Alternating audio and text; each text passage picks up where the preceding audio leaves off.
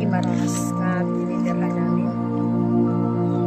Sukal yung mga malalaking puno, malalaking mangga. Yung bahay doon sa baba. Ganito yung senaryo ko umuwi ako. Ang sarap tumangkap ng malinis na hangin.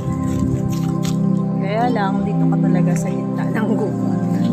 Na walang mga tao, walang dalawang bahay lang yung dito. Yung isa wala pang so, yan yung buhay probinsya.